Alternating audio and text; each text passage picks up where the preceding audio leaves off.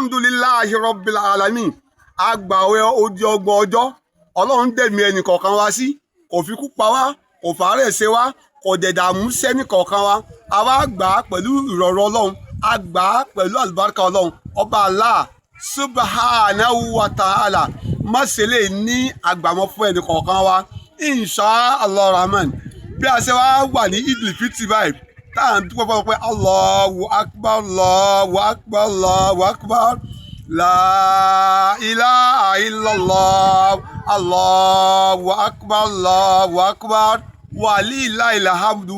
Ẹ má jẹ́ ká gbàgbé o pé bá a ṣe ń dúpẹ́ yìí wípé ọlọ́run ṣoore fún mi ó ṣoore fẹ́yìn náà ó dùn wá nú ó gbàdúrà wa ó bí àbùkátà wa. Ààwẹ̀ mẹ́fà kan ń bẹ lẹ́yìn Ramadan, ẹ má jẹ́ á sọ ààwẹ̀ náà nù o. Ànábì wa Muhammad sallallahu alayhi wa sallama ó lẹ́nikẹ́ni tó bá ti gbààwẹ̀ mẹ́fà lẹ́yìn Ramadan yìí ó ní ẹ̀kọ́ fi gbogbo ayé rẹ̀ gbààwẹ̀ ni. Ájírù tí wọ́n fún ni pé ó fi gbogbo ayé gbààwẹ̀ tàkà sọ pé ó fi ọdún kan gbààwẹ̀. Ẹ̀yin ọmọ ìyá mi ẹja láǹfààní tá a rí nínú Ramadan, ẹ má jà á mùmúkùmú, ẹ má jà á jẹjẹkíjẹ, ẹ má jà á rìnrìnkùnrin pẹ̀lú ògùn tọlọ́run. Ọlọ́run yóò sọ̀rọ̀ ọ̀dàyọ̀ insha Allah rahman.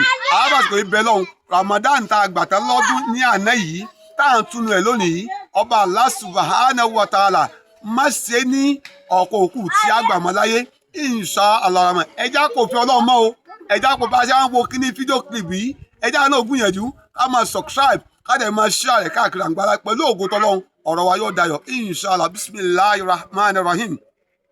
Alhamdulillahi rabbil alamin. Arrahmanir rahim. Maliki yawmiddin.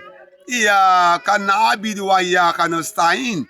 Ihdina siratal mustaqima. Siratal ladhina an'amta alayhim. Ghayril maghdubi alayhim waladdallin. Àmín. Pẹ̀lú ògo tọlọ́run, Ọlọ́run yóò gbàdúrà ẹnì kọ̀ọ̀kan wa insha Allah.